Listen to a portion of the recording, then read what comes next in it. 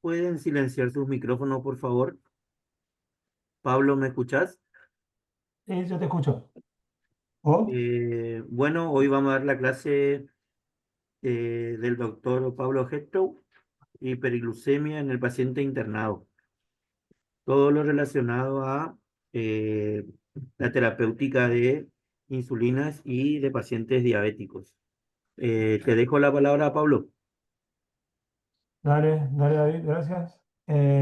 Bueno, vamos a arrancar. La idea es que sea participativo esto, para eso puse un par de casos clínicos y vamos a ver un poco lo que es hiper e hipoglucemia en internación. Cualquier pregunta me frenan nomás, ¿saben? No, no esperen que terminan toda la clase, me frenan en cualquier momento y aclaro cualquier duda o algo que no se entienda. ¿Está? Ahí un segundito.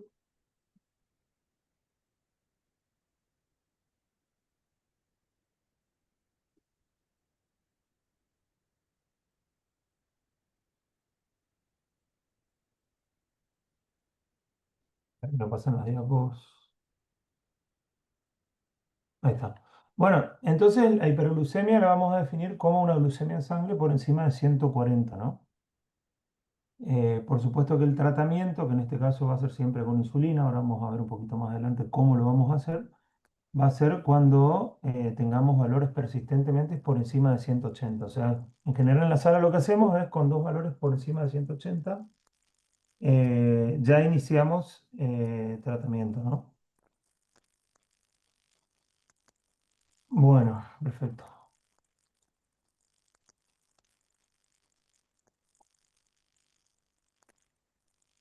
Bueno, para explicar un poco lo que pasa con cómo se genera la hiperglucemia en el paciente diabético, nosotros tenemos, obviamente, bueno, una enfermedad, una noxa, cualquier agente externo, en este caso puede ser, qué sé yo, un proceso infeccioso, una neumonía, un infarto agudo de miocardio, eso va a activar en el organismo un montón de hormonas contrarreguladoras, como pueden ser cortisol, catecolaminas, glucagón y hormona del crecimiento, que va a tener impacto en tres tejidos fundamentales. A nivel del hígado, donde va a generar un aumento de la neoglucogénesis, lo que va a ser un aumento de la producción de glucosa, básicamente, que eso se va a expresar en sangre, un aumento de la resistencia periférica a nivel del músculo, o sea, va a ser básicamente menos la glucemia que va a ingresar, que se va a consumir a través del músculo, y va a haber un aumento de lipólisis, lo que va a generar un aumento de ácidos grasos libres, ¿no? Ustedes acuérdense que la hormona, que la insulina, aparte de tener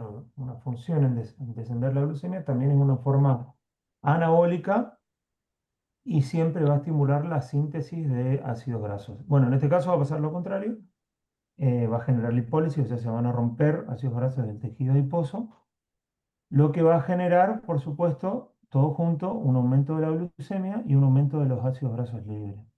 ¿Esto qué consecuencias va a tener? Bueno, un montón. El paciente va a haber un aumento del estrés oxidativo, o sea, se van a formar como parte del metabolismo un montón de lo que se llama especies reactivas de oxígeno. Van a haber alteraciones en la coagulación, va a haber inflamación. De hecho, nosotros vamos a hablar que siempre comenta la glucemia en un proceso agudo, lo podemos llamar también como un reactante de fase aguda. Va a haber disfunción endotelial, o sea, va a haber enfermedad a nivel del endotelio. Esto, por ejemplo, si nosotros vemos los pacientes que analizamos una muestra de pacientes con infarto, se van a morir más o van a tener infartos más graves, todos aquellos que tengan mayor hiperglucemia. Y bueno, y esto, por supuesto, va a generar todo un círculo vicioso que va a depender fundamentalmente de la gravedad de la enfermedad, ¿no? ¿Cuáles son las causas que pueden generar? Bueno, un poco les dije antes, enfermedades infecciosas, lo más común que tenemos acá en la sala, neumonías, infecciones urinarias, cualquier evento cardiovascular, ya sea un infarto agudo miocardio, accidentes cerebrovasculares, o siempre lo vamos a ver en el periodo peri y postquirúrgico, sobre todo por supuesto, en el paciente postquirúrgico y más todavía en el paciente que es sometido a una cirugía cardiovascular.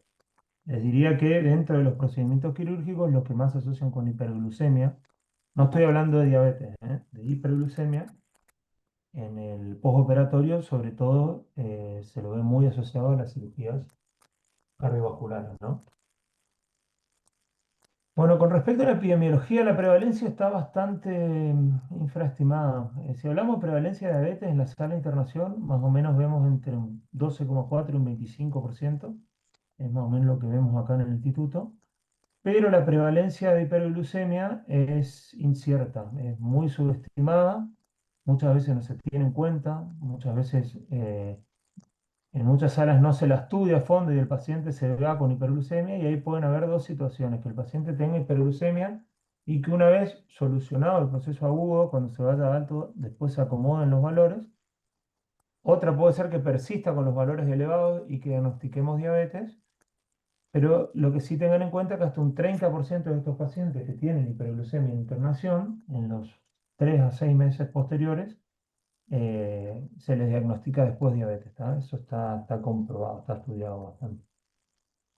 Bueno, y un poco hablándole lo que les decía, no lo voy a volver loco con evidencia, esto por supuesto es una clase práctica, pero para que tengan idea, este es un trabajo en el cual evaluó la mortalidad en los pacientes que tenían hiperglucemia y lo compararon con aquellos normoglucémicos en unidades de terapia intensiva, o sea, acá abajo, mejor dicho, en terapia intensiva, y en salas generales. Y como podemos ver, los pacientes que tenían hiperglucemia con diabetes conocida tenían una mortalidad mayor, en este caso 1,7 versus 0,8, y de 11% versus 10%, pero fíjense, aquellos pacientes que desarrollaban hiperglucemia sin diagnóstico previo de diabetes todavía se morían más. ¿Tá? Para que tengan una idea de lo importante que es como marcador pronóstico el paciente que hace hiperglucemia y más aún en el paciente que no se conocía diabético. ¿Eh? Entonces, en este contexto vamos a tener tres escenarios diferentes cuando se interna el paciente, ¿no? Pacientes con historia previa de diabetes, sin un diagnóstico previo de diabetes y aquellos que tienen hiperglucemia en el marco de la internación eh, y bueno, y que eventualmente tanto en internación o como posteriormente pueden diagnosticarse como diabetes. Bueno, ¿cómo podemos hacer diagnóstico? Lo que utilizamos nosotros acá, seguramente lo hicieron hablar más una vez, es la hemoglobina glicada, que es básicamente la hemoglobina en la cual se produce un proceso de glicación cuando tenemos valores persistentemente elevados de glucemia, que nos es útil para diferenciar en el paciente el control metabólico en los 3 meses previos. Entonces, en el paciente que tiene una glucemia alta en la internación, un valor por encima de 6,5, nos podría determinar el diagnóstico de diabetes. Por supuesto que el diagnóstico de diabetes no lo podemos hacer solamente por la glucemia, por todo lo anterior que les decía. Digamos, en el marco de una patología aguda, no es el marco ideal para establecer diagnóstico de diabetes, pero en este caso sí nos ayudaría una hemoglobina glicosilada, que es lo que usamos. Hemoglobina glicada, ahora se dice hemoglobina glicada. Bueno, entonces vamos a tener dos escenarios acá para en lo que respecta al manejo de la glucemia en internación. El paciente crítico y el paciente no José, crítico. Bueno, el micrófono abierto parece. ¿Qué pensarían ustedes que es el paciente crítico? ¿A qué me refiero?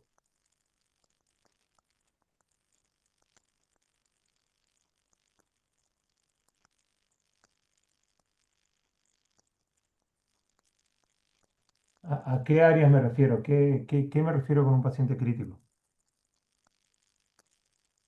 De las unidades de cuidados intensivos. Bueno, perfecto, perfecto. Además, no importa Entonces, días, ¿cómo? 7 días.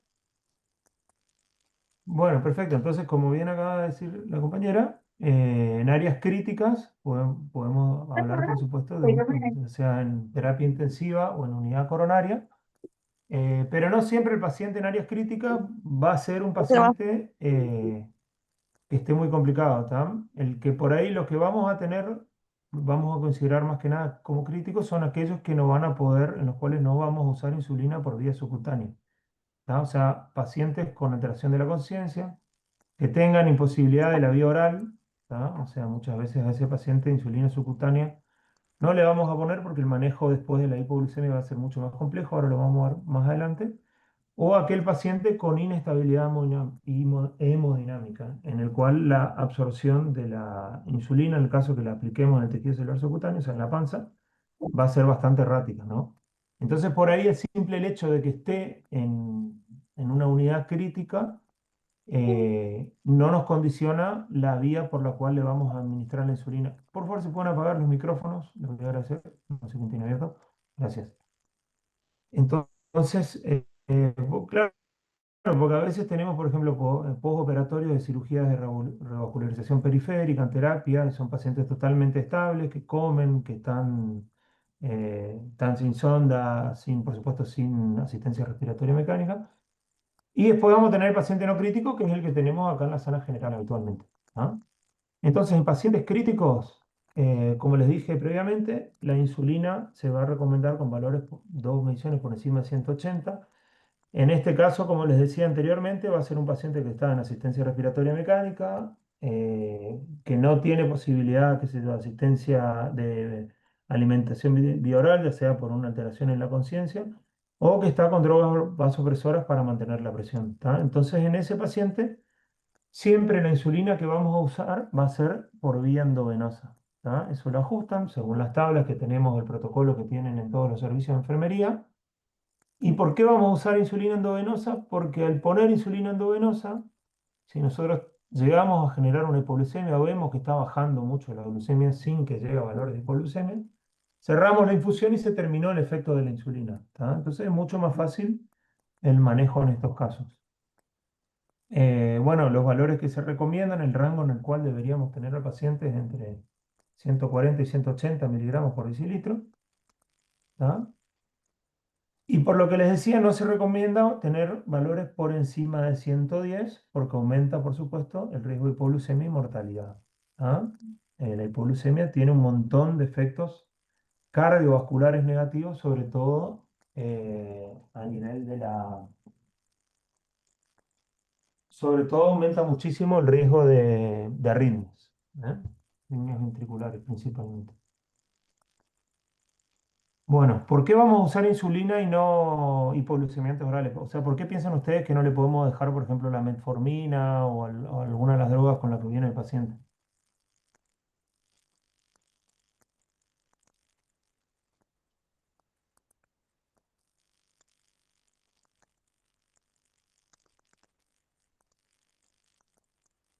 ¿Nadie se anima?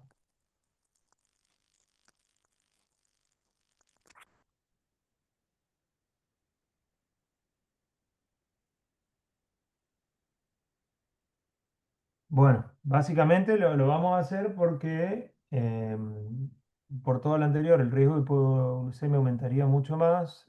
Con la insulina podemos ir ajustando la dosis, en función de los valores, podemos ir ajustando todos los días, las dosis se pueden ajustar, como les decía, en función de los valores de glucemia, y no va a comprometer necesariamente la terapia crónica, o sea, podemos, que pongamos insulina en en la sala no significa que el paciente después se va a ir a la casa con insulina.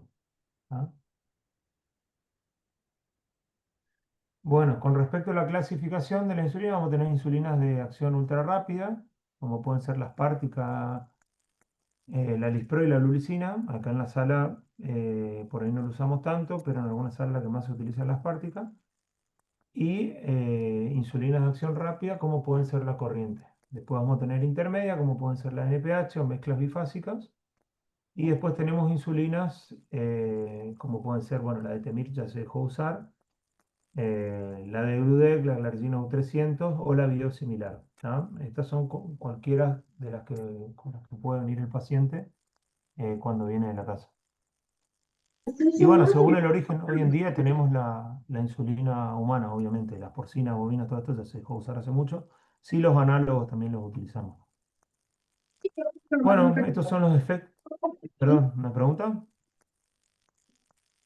O un micrófono abierto nomás.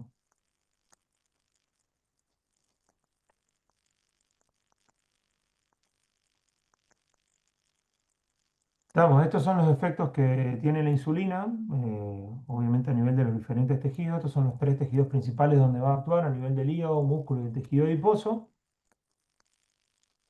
Y básicamente al usar insulina vamos a inhibir la producción por el hígado de glucemia, lo que se llama glucogénesis. Vamos a estimular la lipogénesis, o sea, la síntesis de ácidos grasos. A nivel del músculo vamos a inhibir la gluconogénesis, la glucogenólisis, ¿tá? O sea, todos los procesos que produzcan aumento de la glucemia a nivel, o sea, aumento de la glucosa a nivel de la sangre. Y bueno, en el tejido adiposo vamos a estimular también la lipogénesis y estimular la glucólisis, ¿no? O sea, el consumo de glucosa. Además, por sí, la molécula de insulina tiene acciones vasodilatadoras, o sea, estimula la liberación de óxido nítrico, tiene una acción antiinflamatoria y va a tener, por ende, una acción protectora y isquemia sobre el cerebro, riñón y pulmón. ¿Tá? Entonces, ¿cómo vamos a usar la insulina endovenosa? Todavía estamos viendo pacientes críticos, ¿no? La preparación en sí la que usamos es 100 unidades en 100 mililitros. Esto se disuelve en solución fisiológica, se usa por vía endovenosa. Y bueno, usamos esta preparación porque al usar esta preparación sabemos que 1 mililitro va a ser igual a una unidad de insulina. Nosotros tenemos la ventaja de poder usar esta porque disponemos de bombas. Si no fuese así, sería otra la concentración. Pero bueno, esta no es la solución que se recomienda que se use en el caso de que no contemos con una bomba de infusión.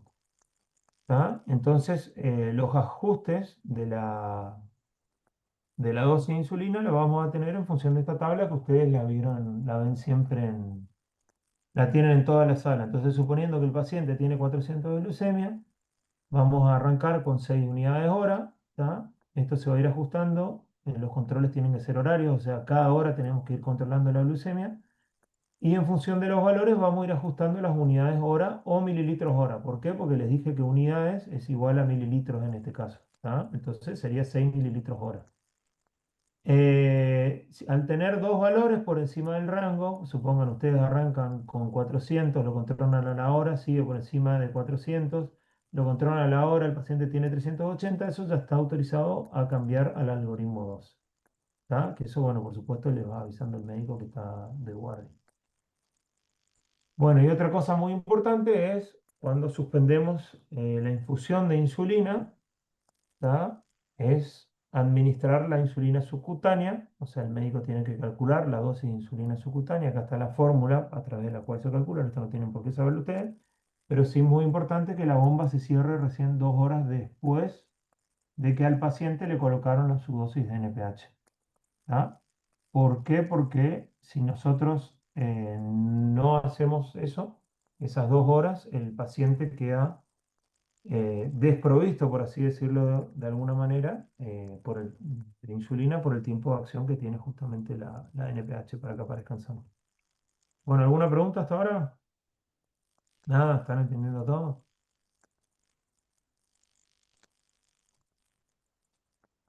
Bueno, seguimos entonces. Vamos con este caso. Tenemos una paciente de 58 años internada en sala general, cursa el cuarto día de un postoperatorio de cirugía de revascularización mecárdica. En su control de las 11 horas tiene una glucemia capilar de 99 miligramos por decilitro. ¿Tá? O sea, ustedes le miden, tiene 99 de glucosa y se encuentra recibiendo una dosis basal de NPH 14 para almuerzo y 8 a las 22 horas, e insulina corriente 4 para almuerzo y cena. ¿Cuál sería la conducta apropiada en este caso? ¿Ustedes le harían la insulina? ¿No la harían? ¿Consultarían al médico? ¿Cómo se manejarían en este caso? Está un paciente de 58 años que tiene 99 de moluco y tiene que recibir su dosis de insulina.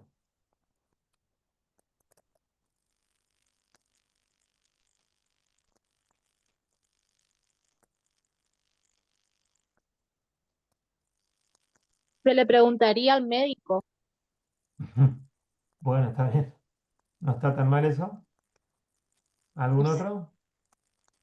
Si tiene arreglado las insulinas, la NPH y la corriente, se administra en caso que esté por encima de 140, que cuando corregimos se corrige según tabla las dosis regladas de la insulina corriente más la corrección según tabla. Perfecto, perfecto. Está muy bien eso. Eso está muy bien. Ahora voy a hacer una aclaración sobre eso que dijiste. Eso sería lo correcto, pero bueno, ahora vamos a hablar un poquito de eso más adelante, de un cambio que habría que hacer al respecto para no complicarles tanto la vida a ustedes. Pero sí, el paciente está por comer, debería recibir la dosis de insulina NPH, con la NPH no hay problema, recién va a hacer su acción a las 8 o 6 horas, y la insulina corriente recién va a hacer su efecto más o menos a la hora y media, cuando el paciente se encuentra en el periodo postprandial. ¿Está? Perfecto. Hay que administrarle la insulina, salvo que el paciente tenga que esté en hipoglucemia, qué sé yo, que tenga un valor. No está mal consultar con el médico, no me parece, o sea, creo que las dos respuestas que me dijeron están bien, pero hay que administrar, salvo que la glucemia realmente esté muy baja, vamos a ir por debajo de 80, de 75. En ese caso se evaluaría el caso en particular. Entonces, cuando tenemos el paciente diabético en sala general, ahí hay que plantearse un montón de cosas. Bueno, el tratamiento previo con el que venía el paciente, ¿tá? O sea, por ejemplo, si venía con insulina, acá en la sala le podemos poner la dosis con la que venía, o mejor dicho, le podemos poner su misma insulina o poner la KNPH, pero en general lo que hacemos es reducir esa dosis un 20%. Si el paciente está con alimentación enteral o no, ¿tá? El manejo de la diabetes en el paciente con sonda nasogástrica, bueno, ya es otro capítulo, es para otra clase. Como la dilución del paciente, y en ese caso ver la necesidad o no de que tenga una sonda enteral. Y bueno, más allá de la dilución, cómo se está alimentando ese paciente, ¿no? Si está comiendo poco, mucho, o sea, son muchos factores que hay que tener en cuenta en la sala general antes de indicar la insulina al paciente. Y bueno, una vez que esté todo esto acomodado, ahí recién se podría ir el paciente de alta, ¿no? Entonces, en pacientes no críticos, como bien recién dijo el compañero, vamos a tener una insulina basal, que va a ser la cantidad de insulina que le vamos a administrar para disminuir la gluconeogénesis hepática. ¿Tá? La gluconeogénesis hepática es la nueva generación, o sea, la nueva formación de insulina, en este caso la genera el hígado, fundamentalmente se da a la noche y va a estar condicionada, por supuesto, como se da a la noche, por la glucemia que tenga el paciente en ayuno. ¿Tá? La insulina basal, la idea es que tenga un nivel continuo sin generar un pico, y las insulinas que vamos a usar, las que más usamos son la NPH y la alergina. La de Temir ya se sacó del mercado hace no mucho tiempo, pero bueno, quedó acá en la diapo. Después vamos a tener la insulina prandial o la insulina bolo, que es la insulina que vamos a aplicar nosotros antes de la comida, ¿tá? Que en este caso va a mejorar la utilización periférica de la glucosa, ¿tá? O sea, va a ser que la que nos va a ayudar a que no suban mucho, o sea, no suba mucho la glucemia en el periodo postprandial. En este caso vamos a usar la insulina aspartica o corriente, acá usamos la corriente, y la insulina de corrección o suplementaria, que es la que generalmente ustedes tienen en su tablita y cuando está alta le corrigen. ¿Tá? Bueno, con respecto a las insulinas basales que tenemos, bueno, una es la NPH, como les decía, el pico máximo de acción es a las 4 o 6 horas, más o menos dura una insulina de acción intermedia, por eso decimos que dura 12 horas, y por eso en general necesitamos 2 a 3 dosis. La insulina alergina es la otra, esta logra picos, esta es la marca más común que van a ver, que es la Lantus. Tiene un pico estable que le dura más o menos 24 horas. ¿Tá? Generalmente el paciente con una dosis anda bien. Se puede aplicar a cualquier hora, pero siempre a la misma hora. Y estas son insulinas más modernas Pancito que me prepare. que son insulinas más modernas que tienen una acción mucho Chicos, por más lenta. favor, apaguen sus micrófonos. Dale, gracias, David. Tienen una liberación mucho más lenta, tienen una reducción del volumen que se inyecta al paciente, tienen menos riesgo de hipoglucemia y son mucho más cómodos para el paciente porque puede ponerse, por ejemplo, si se retrasa la dosis por 4 o 6 horas, no hay problema. ¿Tá? Y la otra es la insulina de Gludet, que también eh, es otra de estas insulinas nuevas. Hago acá una aclaración que alguna vez le van a hacer una pregunta. Fíjense que acá esta insulina, tanto la NPH como la glargina, son 100 unidades por mililitro. O sea, significa que por cada mililitro, por supuesto, tenemos 100 unidades de insulina, más o menos cada lapicera trae entre 6 a 5 mililitros. Pero sin embargo, esta trae 300 unidades por mililitro. ¿Tá? Sin embargo, acá hay una cosa que se presta muy a confusión, incluso a los médicos le pasa también, es si, por ejemplo, si yo tengo un paciente que está usando esta insulina y se va a pasar a esta, si tengo que darle una dosis 3 veces menor, ¿por qué? Porque esta tiene 300 unidades por mililitro. Eso no es así, ¿tá? La dosis sigue siendo la misma y lo que nosotros regulamos en la lapicera son las unidades, no los mililitros. O sea, lo que cambia es el volumen de distribución en el cual van a estar estas unidades de insulina. ¿Tá? Hago esa aclaración porque algún día seguro alguien se la va a preguntar. Incluso esta insulina tresiva también viene en 200 unidades por mililitro. ¿Tá? Simplemente son insulinas más concentradas, pero cuando uno se aplica y regula las insulinas que salen son siempre las mismas. ¿Tá? Esa aclaración porque eso siempre se presta a confusión. Y después las insulinas de acción rápida, las que usamos nosotros, ya saben, son la corriente y la insulina espártica. La espártica tiene un pico máximo a los 30 a 90 minutos, más o menos dura 3 a 4 horas. Y la insulina regular, que su acción inicia a los 30 minutos y el pico recién se produce a las 2 4 horas. ¿Tá? Entonces, volviendo al caso anterior, teniendo en cuenta que el pico máximo recién se produce entre las 2 y 4 horas, no habría ningún drama en aplicarle la insulina al paciente ese que les digo. Y esto es muy importante, esto es lo que pasa en el paciente diabético tipo 2 y por qué es tan importante la insulina preprandial. Fíjense, acá en la línea celeste es el individuo sano. Fíjense, esto es una infusión de glucosa, acá aumenta la concentración de glucosa, esto sería el periodo postprandial. Y fíjense la expresión de lo que pasa con la insulina, cómo aumenta este pico, ¿tá? En el individuo sano. En cambio, en diabéticos tipo 2, perdón, este pico que está acá, en el diabético tipo 2, pierde ese pico postprandial de insulina rápida, el cual se retrasa y se hace mucho más plano. Eso hace que sea muy difícil controlar la glucemia después de comer, sobre todo a la hora, 2 horas en el paciente diabético, y que tengamos que aplicar insulina rápida pre-comida. ¿Tá? Siempre que ustedes controlan la glucemia, después que come el paciente, se espera 1 o 2 horas. ¿Tá? No le midan a los 15 minutos porque obviamente va a estar alto, porque todavía no está haciendo efecto la insulina que nosotros le estamos dando. ¿Estamos? Eso es otra cosa importante. Bueno, esto es lo que le decía de la transición a la insulina. Esto, bueno, en realidad lo maneja más al médico, 2 horas antes de que cierre la infusión. Ahí se pone la insulina basal. Y bueno, después se calcula la dosis en función de lo que usó el paciente. ¿Tá? Pero con esto no les quiero complicar tanto la vida. O sea, supónganse que nosotros para suspender la infusión de insulina, la suspensión de la infusión de insulina la vamos a hacer cuando tengamos 2 controles por debajo de 250. Y como nosotros, como les dije antes, preparamos 100 en 100, podemos saber con precisión cuántos mililitros usamos de esa infusión. Otra cosa muy importante que no les dije, cuando le ponemos infusión de insulina a los pacientes, esto es algo que se olvidan siempre los médicos, tenemos que suspenderle la ingesta oral. Porque si nosotros le ponemos infusión y el paciente está comiendo, obviamente va a ser mucho más difícil que le controlemos. ¿Tá? Recién vamos a habilitarle la ingesta oral cuando la glucemia esté por debajo de 150 y ahí podemos poner también un plan alterno con dextrosa al 5%.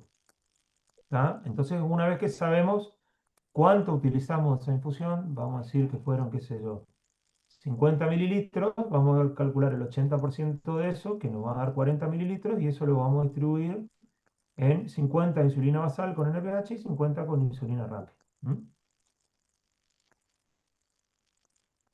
Bueno, esto es lo mismo que le decía, estos son los diferentes tipos de insulina. Eh, Acá quiero que se fijen con la insulina, la bifásica humana, esta sería la NPH, que la tenemos acá, que a veces, fíjense que la NPH hace este doble lomo que tenemos acá,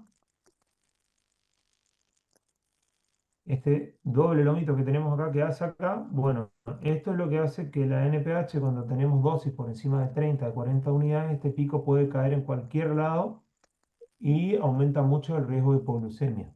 A diferencia de las otras insulinas, como pueden ser la insulina glargina, que la vemos acá en este caso, que logra concentraciones mucho más estables sin generar picos. Bueno, o también al igual que en el paciente crítico, en la sala general, la meta de la glucemia va a ser entre 140 y 180. El régimen basal bolo corrección es el régimen preferido. Esto es lo que decía el compañero, o sea, lo que yo, por ahí lo que conviene hacer últimamente, que les iba a decir de cambiar un poco, es, si bien continuar con las correcciones de insulina, no aplicarle correcciones en el periodo antes de que coma el paciente. ¿Ah? ¿Qué quiero decir con esto? Suponete que el paciente tenga insulina corriente, vamos a poner 6 unidades antes del almuerzo, insulina NPH 14 unidades antes del almuerzo, simplemente poner esa dosis y no sumarle la corrección en el momento antes de comer. En todo caso, nosotros vamos a ver después cómo está la glucemia postprandial, ¿tá? Y vamos a ir ajustando esa dosis si es necesario. Porque la verdad que le generaba muchas complicaciones a ustedes, me parece, cuando tenía que sumar lo de la corrección, más lo de la insulina que le ponían en bolo, que ya tenía indicado, hablando de la corriente, por supuesto.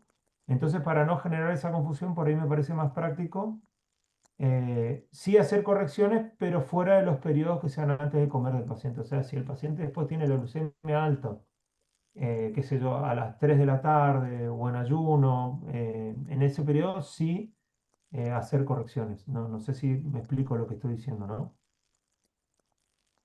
¿Entienden lo que les estoy diciendo?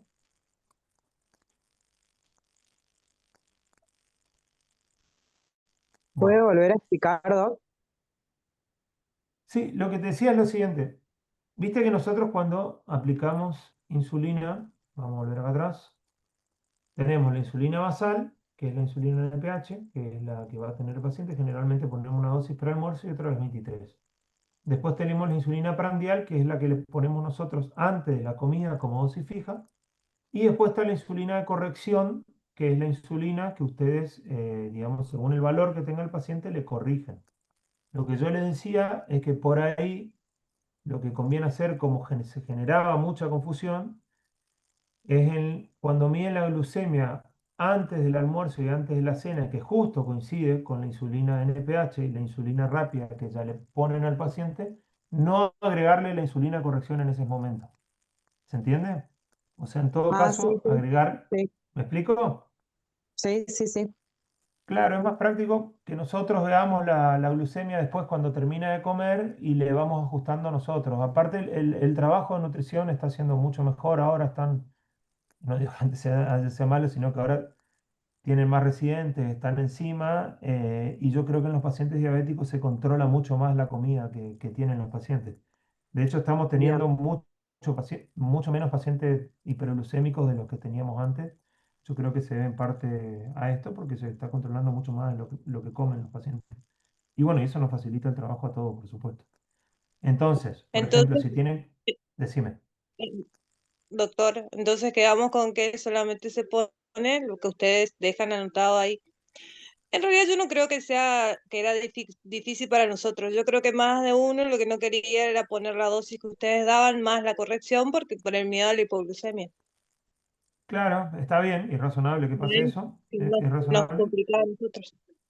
Claro, pero me parece que es más fácil simplemente que nosotros vayamos ajustando esa dosis y por ahí que ustedes sí hagan las correcciones. Por ejemplo, si miden la glucemia a las 3 de la tarde y sigue alto, o si le miden en ayuno, o qué sé yo, o a la tardecita. En esos casos sí, pero me parece que podemos ir ajustando con la dosis con esta dosis ir ajustando nosotros, ir viendo.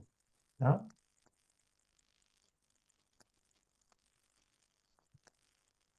Bueno, y después que les decía, ¿dónde habíamos quedado?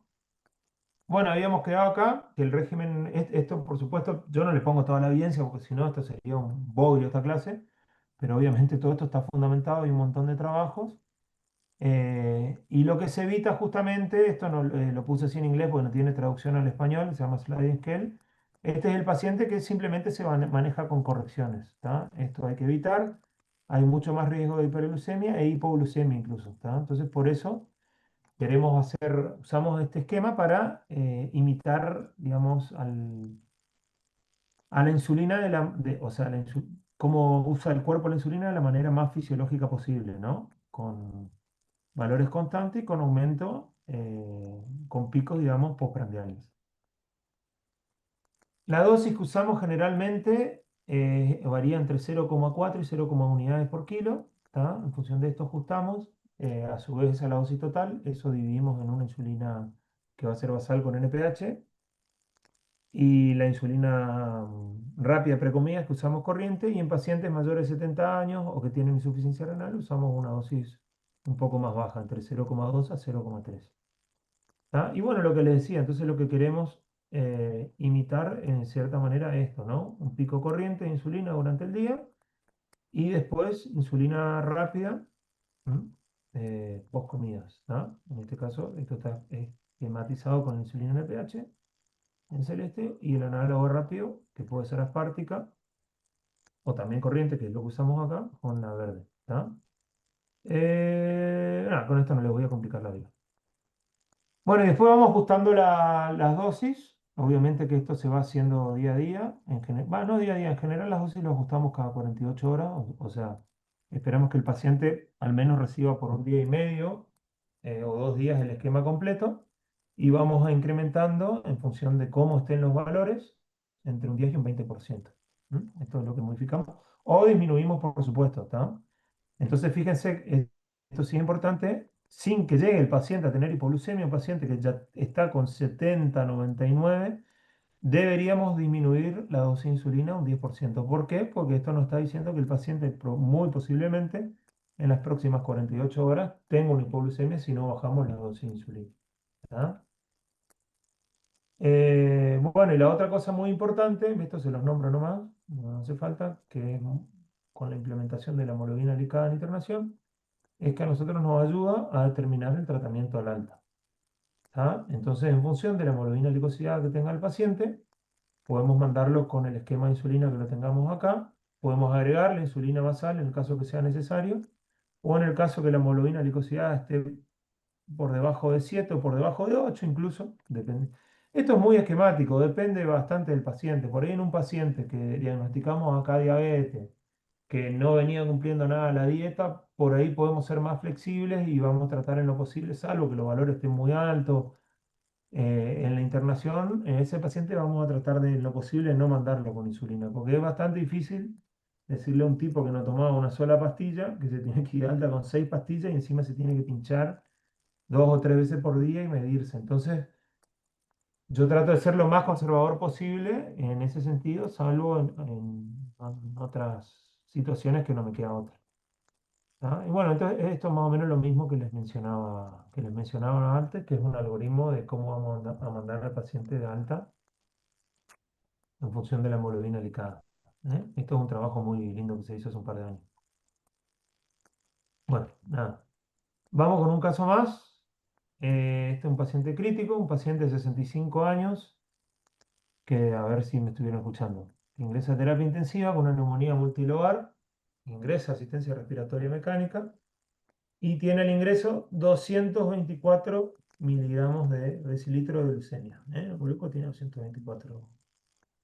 Está recibiendo antibióticos, corticoides y broncodilatadores. Y al ingreso a terapia tiene 324 miligramos por decilitro de glucemia. No tiene historia de diabetes previa.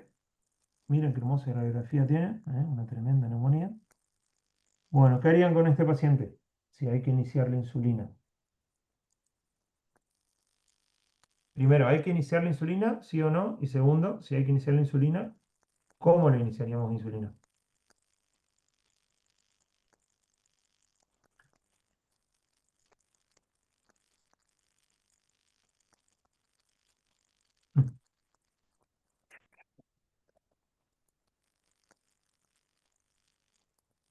Vamos, che, alguien, no es difícil. Y si se equivocan, no pasa nada. Y se necesitarían más controles.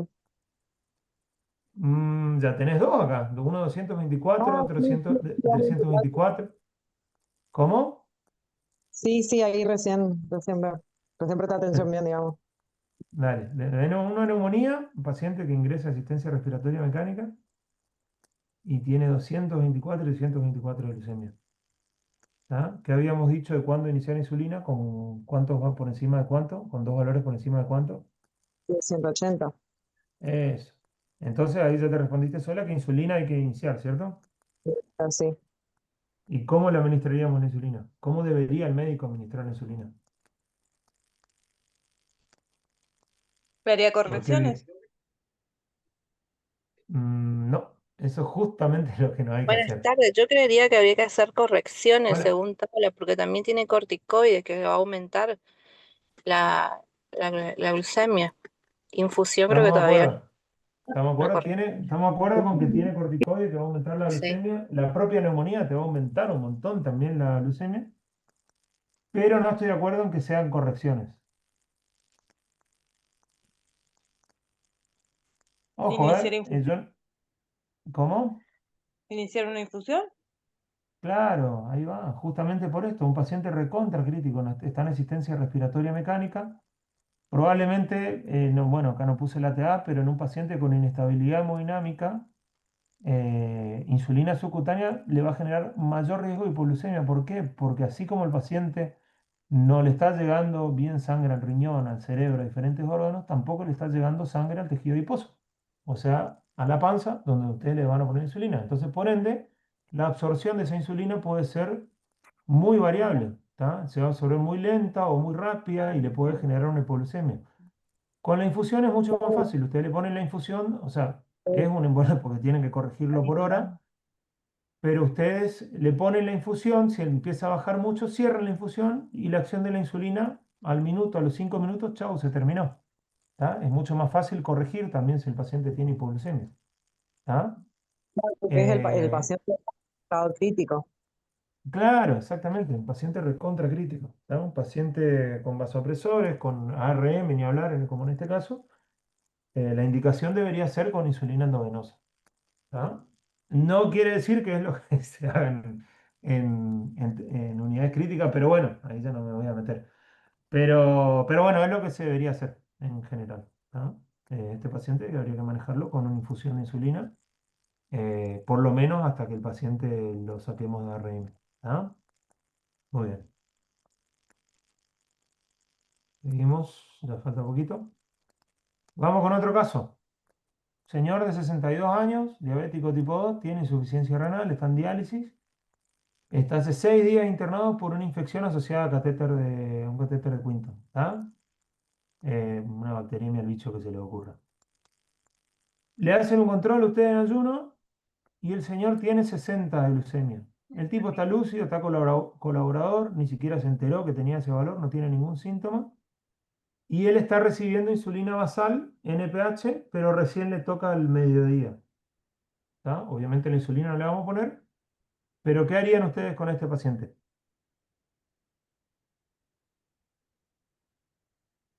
Está lúcido, colaborador, tiene 60 de glucemia. Que tome su desayuno. Bien, bien. Eso está, me gustó mucho. Ahora lo podemos ver. Eso sería lúcido. ¿Alguien haría lo contrario?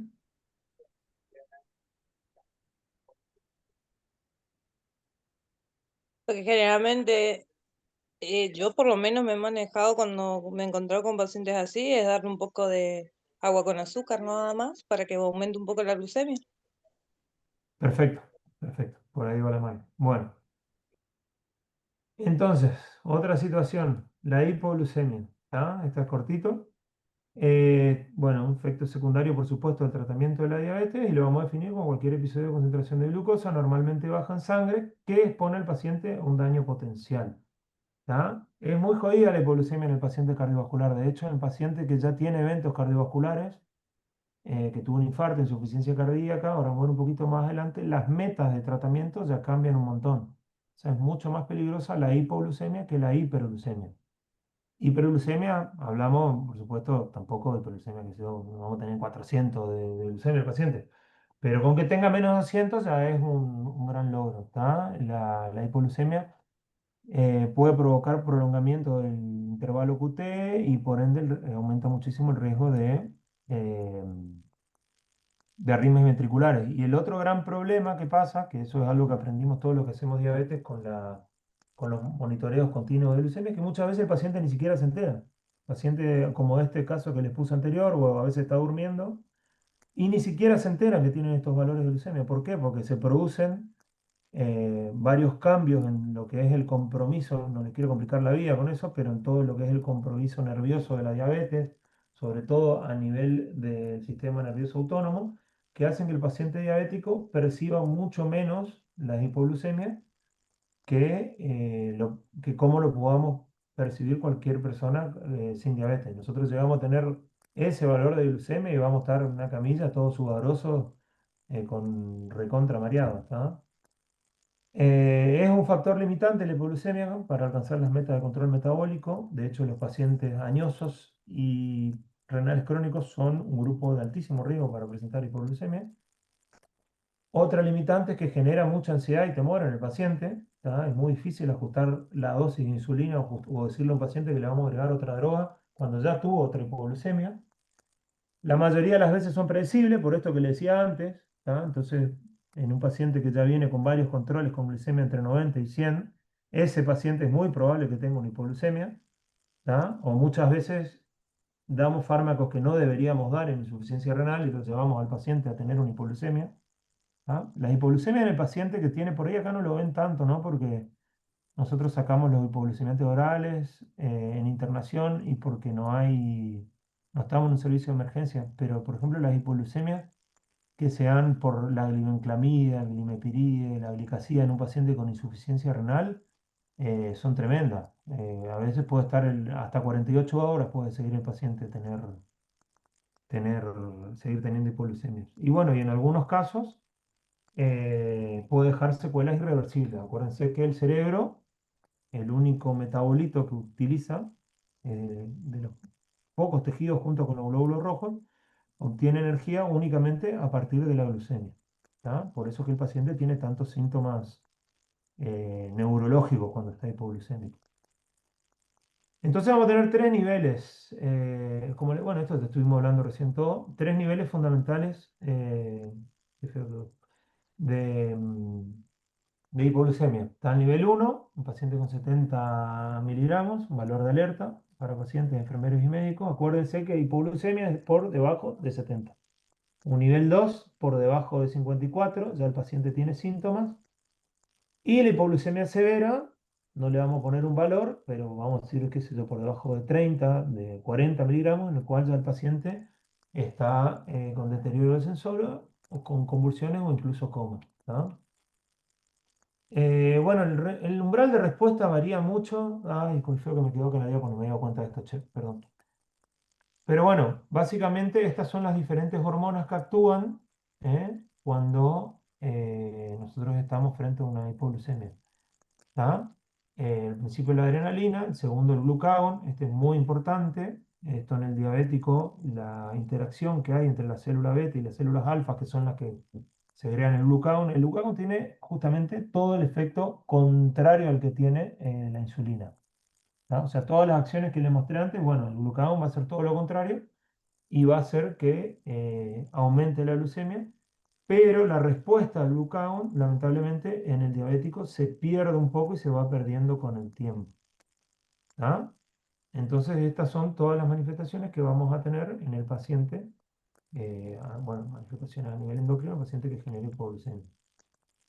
Los síntomas los podemos dividir en aquellos por neuroglucopenia, como pueden ser confusión borrosa, mareo, somnolencia, cefalea, o sea, son todos síntomas eh, relacionadas con alteraciones, digamos, con la hipoglucemia a nivel del cerebro y síntomas autonómicos que van a estar generados por el aumento de las hormonas de contrarregulación. En este caso, la adrenalina o glucagón van a aparecer, bueno, temblores, palpitaciones, sudoración, náuseas, bueno, todos síntomas que vemos comúnmente en la sangre. Bueno, lo que les decía antes, muy importante individualizar objetivos glucémicos y hemoglobina glicada en el paciente para prevenir justamente el riesgo de hipoglucemia, o sea, identificar todas aquellas situaciones de riesgo, educar al paciente, enseñarle cómo manejarse cuando puede tener una hipoglucemia. En el caso de diabéticos tipo 1, lo que se hace es conteo de hidratos de carbono para prevenir hipoglucemia. Y bueno, esto es lo que les decía anteriormente, es lo mismo, básicamente las metas para cada paciente, ¿no?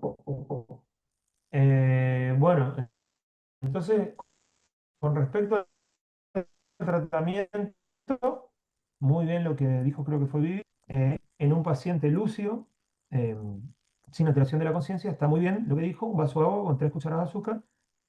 Podríamos complementarlo con lo que dijeron también ustedes, de agregar el desayuno, que en este caso sería una rebanada de pan. ¿Qué es lo que estamos haciendo acá? Agregando un hidrato de carbono simple, como puede ser el azúcar, ¿tá? Que se va a absorber rápido, que como, bueno, también puede ser un vaso de jugo, por ejemplo, un vaso gaseoso. Eso va a generar que la glucemia aumente rápido. Y después vamos a agregar un azúcar de absorción lenta, como puede ser un pedazo de pan, que es un hidrato de carbono complejo, que va a tener una absorción, por la estructura química que tiene, va a tener una absorción más lenta y me va a prevenir que después el paciente genere eh, otra hipoglucemia, digamos, en los minutos sucesivos, ¿no? Bueno, y acá arriba está básicamente explicado todo lo que les decía, y lo que es muy importante es medir la glucemia otra vez a los 15 minutos, ¿tá? O sea, el paciente tiene una hipoglucemia, le damos en este caso un vaso de agua con azúcar, volvemos a medir a los 15 minutos. ¿Estamos? También viene una tableta de glucosa, pero bueno, con el vaso de agua con azúcar estamos bien. No, no sé si las tabletas estas se consiguen tan fácil. ¿Tá? Y en pacientes con hipoglucemia severa, esto es el paciente ambulatorio, también deberíamos tener acá en el internado. Estos son los dispositivos que utilizamos, por ejemplo, para el paciente somnoliento que no puede tragar y que, bueno, hay que aplicar glucagón intramuscular o subcutáneo. ¿Tá? Ese es el dispositivo que se usa. Es un poquito engorroso a veces para armarlo, pero bueno, eso es lo que disponemos en nuestro país.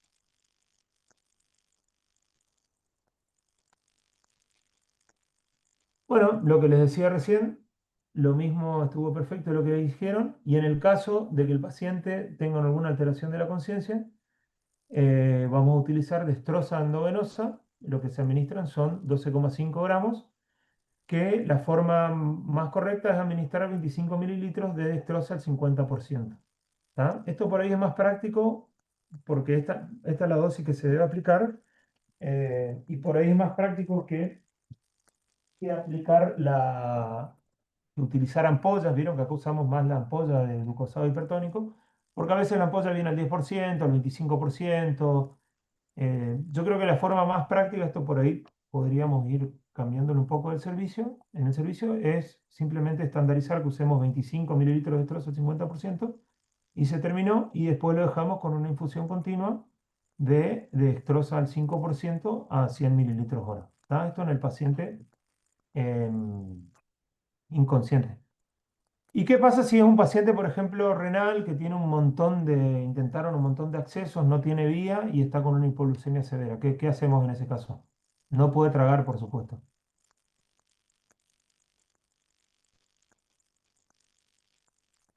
Y ahí va por vena, o No le puedes como hacer una vía. intramuscular, No, subcutáneo, como, ¿Cómo? ¿eh? No, Intramuscular o no, no, intramuscular subcutáneo, la glucosa no se usa. El glucosado hipertónico no, nunca. No le podés hacer una vía al paciente, estás tardando mucho para hacerle la vía y el tipo está ahí, ya está convulsionando el paciente. Y está con 30 de glucemia. ¿Qué hacemos ahí?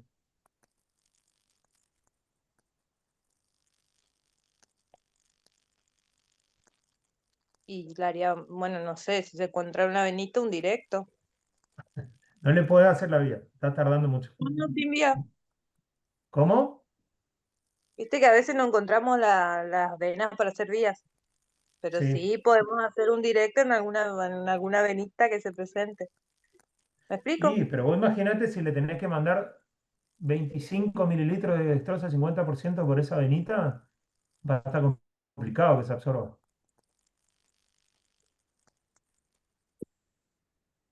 No, no tengo idea. ¿La Che.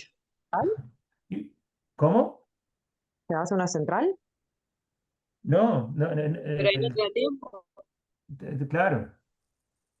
Una sonda nasogástrica, chicos, ¿está? Y le pasamos por boca la dextrosa al 50% a chorro, lo que sea. Ahí no nos vamos a poner a calcular, ¿está? Pero es una situación que se puede presentar. La otra es, bueno, el glucagón intramuscular, pero tarda un poquito en hacer efecto. ¿Tá? En realidad, la respuesta correcta serían las dos cosas, el glucagón y si no se puede hacer una vía endovenosa, poner una vía nasogástrica y pasarle por ahí. ¿Estamos? Y bueno, este es el manejo en el paciente ambulatorio, no, la verdad que esto no me interesa tanto que lo sepa. Bueno, ahí terminó, no sé si tienen alguna pregunta, alguna duda. Creo que tardé 1 hora clavado. En base a mi experiencia, digamos, atendiendo al paciente que por ahí se interna, nos suele decir que antes de entrar tenía bien la glucemia, pero cuando se internan y le sacan su medicación, que tiene de vía oral, por ejemplo la metformina, empieza y dice generalmente como no se puede controlar. Y bueno, Eso, lo que por ahí es que no sé si es correcto decirles que, bueno, que tiene que ver con el tema de la internación, con el tema del cambio del sistema, digamos, de la institución, de cómo se maneja la insulina en nuestro servicio, que bueno, que al alta, y bueno, también tienen esa pregunta de si van a salir con insulina. Y es no, vuelven a la casa con la misma medicación que tenían, pero como que internación se le dispara la glucemia porque se le cambia. claro, eso que está diciendo Victoria está buenísimo. En realidad no es que se interna, el tema es por qué se interna, ¿entendés? O sea, por eso todo lo que les mostraba al principio, primero que ya el internarse ya le genera un estrés y que el Claro, paciente eso yo cuando lo... vienen y te dicen, ustedes seguro tienen algún familiar diabético y le dicen me pongo nervioso y me sube, eso es así, pasa lo mismo que con la presión, ¿está? Por todas estas hormonas contrarreguladoras. Y lo otro tiene que ver con la patología, o sea, un paciente que se interna con un infarto, con una cirugía, o sea, el estrés que genera en el cuerpo, la inflamación y el aumento de todas las hormonas contrarreguladoras, o sea, que generan aumento de la glucemia, es lo que le genera que tenga la glucemia tan alta. Entonces, dependiendo de qué tan severo sea ese cuadro o esa inflamación, por así decirlo, eso es lo que nos va a Ujú, condicionar si el paciente después se tiene que ir de alta o no con insulina, ¿viste? claro, sí. Eso más que Pero nada sí, sí, para la parte de la educación al paciente, porque en esos exacto. momentos estamos todos en los controles, en qué le decimos al paciente en esos momentos que nos preguntan. ¿Viste? Que como bueno, Exacto. en esta gran parte de decirle que es un aspecto que tiene la internación en sí por el estrés que conlleva y lo otro sería la patología. Entonces, Claro, totalmente, totalmente. Eso es lo que hay que decirle, ¿tá? Que tiene que ver con la internación y con la patología que lo trajo, que genera un aumento de la glucemia y que bueno, que le va a llevar unos días a acomodar esa glucemia o no. A veces, lamentablemente, por ejemplo, en los renales trasplantados que están con bolos de corticoides, y es muy difícil, por ejemplo. La claro, mayoría de veces esos pacientes se van hiperglucémicos y los terminamos de acomodar días, semanas o meses después, porque es muy complejo. El tacrolimus, los corticoides, la misma cirugía, es muy complicado manejar esos pacientes. Pero lo que claro. hay que es llevarle tranquilidad de que es un proceso normal si se quiere y que, bueno, la glucemia se va a ir acomodando a lo largo de los días. Otra que suele pasar, por ejemplo, es un paciente que no es diabético, pero que tiene controles de glucemia, te dice, no, pero yo no soy diabético. Y bueno, pero hay que controlar, ¿no es cierto? Y dice, no, a mí nadie Exacto. me dijo. ¿Sí? Por ahí es como que el mismo estrés por ahí hace que el paciente no preste la atención que nosotros suponemos que tiene, por ejemplo, al decirle que hay que hacer controles, que de ahora en más, el equipo médico, por ejemplo, cuando pasa al mañana, se le van a hacer controles para ver. Por ahí el paciente le entró por un oído y le salió por el otro, y vamos nosotros a querer hacer los controles, y no, no soy diabético. Y ahí otra vez, darle siempre con el tema este de la glucemia, de la hiperglucemia, los controles, eh, Claro, me parece que es fundamental la educación, la comunicación con el paciente. exacto. Sí, sí, sí, va todo por ahí. Pero bueno, ahí está justamente el tema de lo que les decía al principio, que los pacientes no diabéticos que hacen mucha hiperglucemia eh, tienen todavía una mortalidad más alta.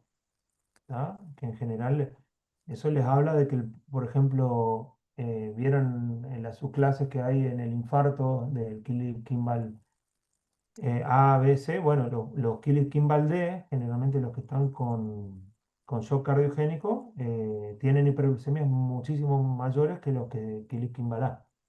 ¿Ah? Entonces, por ahí esa hiperglucemia es expresión de infartos mucho más grande, si hablamos específicamente de ese caso. Claro. Así que sí, está bien eso. Bueno, ¿alguna otra pregunta?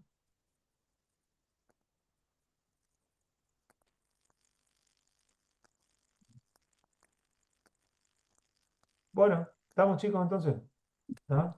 Que tengan un buen fin de ¿Estamos, semana. Pablito? Dale, listo, David. ¿Alguna otra pregunta, chicos? David, ¿grabaron esta clase? Sí, se grabó. Genial, porque es una Dale. clase muy Si no interesante, la verdad. tienen, si no tienen alguna otra pregunta, le liberamos al doctor y terminamos la clase. Dale.